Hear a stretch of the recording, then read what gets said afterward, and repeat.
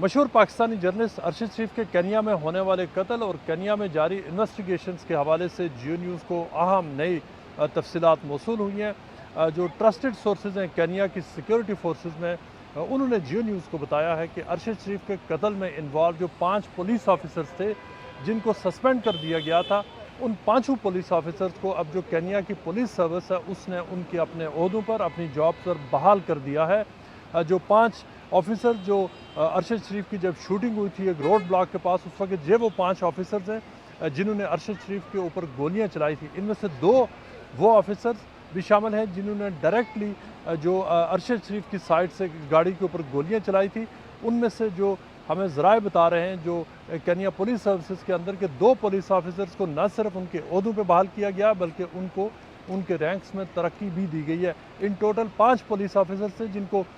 جو اس وقت کینیا کی پولیس سروسز نے سسپینڈ کیا تھا اور یہ کہا تھا کہ ان کو اس وقت تک ان کو ان کی پوزیشن پر ریسٹور نہیں کیا جائے گا جب تک ارشد شریف کے قتل کے حوالے سے جو مکمل طور پر ایک تفتیش نہیں ہو جاتی اور یہ کہ وہ بے گناہ ثابت نہیں ہو جاتے۔ لیکن ہمیں ذرائع یہ بتا رہے ہیں کہ ان میں سے جو پولیس آفیسرز ہیں وہ اپنے پوری پرکس اینڈ پریویلیجز کے ساتھ اپنی جاب پر واپس آ گئے ہیں، 2 کو ترقی مل چکی ہے اور ایک پولیس آفیسر جس نے یہ دعویٰ کیا تھا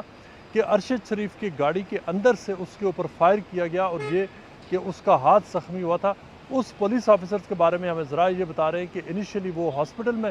داخل ہوا تھا، حالانکہ فورنزک جو انویسٹیگیشن ہوئی تھی اس میں کہیں بھی یہ ثابت نہیں ہوتا کہ وہاں پر کوئی ارشد شریف کی گاڑی کی طرف سے کوئی گولی چلی ہو۔ لیکن وہ آفیسر جو کچھ عرصے کے لیے ہاسپٹل میں داخل ہوا تھا،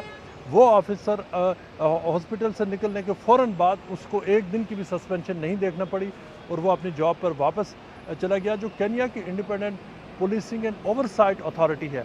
جو واچ ڈاگ ہے جو پولیس کے کنڈکٹ کو دیکھتا ہے، اس نے ارشد شریف کے قتل کے حوالے سے یہ وعدہ کیا تھا کہ وہ چند ہفتوں میں اپنی اس حوالے سے انویسٹیگیشن مکمل کر کے حقائق کو عوام کے سامنے رکھیں گے۔ لیکن جب ہم نے جو انڈیپینڈنٹ پولیسنگ اوورسائٹ اتھارٹی ہے ان سے رابطہ کیا کہ اب جو 9 منتھس گزر چکے ہیں، 9 مہینے کے بعد بھی ابھی تک ارشد شریف کے قتل کے حوالے سے پولیس کی جو انڈیپینڈنٹ رپورٹ سامنے آنی تھی پولیسنگ اتھارٹی کی، وہ سامنے کیوں نہیں آئی، تو اس پہ ہمیں جواب یہ دیا گیا کہ اس کے اوپر ابھی تک کام ہو رہا ہے۔ لیکن یہ یاد رہے کہ ارشد شریف کے قتل کو تقریباً 9 مہینے گزر چکے ہیں اور وعدہ کینیا کے حکام نے یہ کیا تھا کہ صرف چند دنوں اور چند ہفتوں میں اس پولیس کو جو اس رپورٹ ہے اس کو پبلک کیا جائے گا۔ جو کینیا کی پولیس سروس ہے، جو وہاں کی جو نیشنل پولیس سروس ہے، اس کی جو انٹرنل انویسٹیگیشن اس حوالے سے ایک پیرالل انویسٹیگیشن چل رہی تھی،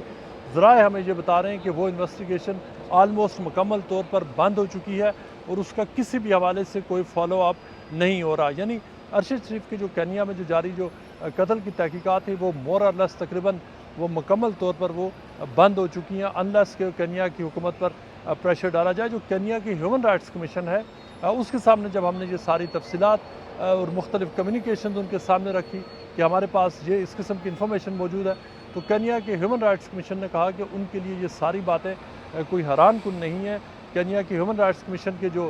سربراہ ہیں انہوں نے جیو نیوز کو بتایا کہ وہ ان کو کبھی بھی اس حوالے سے کوئی یقین نہیں تھا کہ کینیا کی جو پولیس ہے وہ ایک امپارشل اور انڈیپینڈنٹ پولیس انویسٹیگیشن کرے۔ یہ انہوں نے یہ بھی کہا جو کہ انہوں نے ارشد شریف کے قتل کے فوراً بعد جو ہمیں انٹرویو دیا تھا، انہوں نے اپنے اس دعوے کو ریپیٹ کیا کہ انہیں اس بات میں کوئی شک نہیں ہے کہ ارشد شریف کا قتل ایک پری پلانڈ مرڈر تھا اور یہ کہ پری میڈیٹیٹڈ مرڈر تھا اور ارشد شریف کو باقاعدہ ایک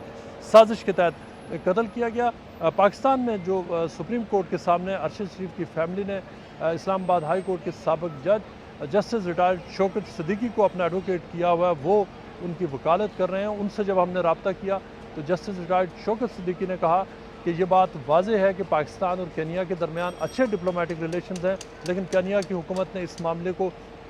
سنجیدہ نہیں لیا۔ انہوں نے یہ بھی کہا کہ پاکستانی حکام کے لیے یہ واضح ہو چکا ہے کہ تقریباً 1 سال ہونے کو ارشد شریف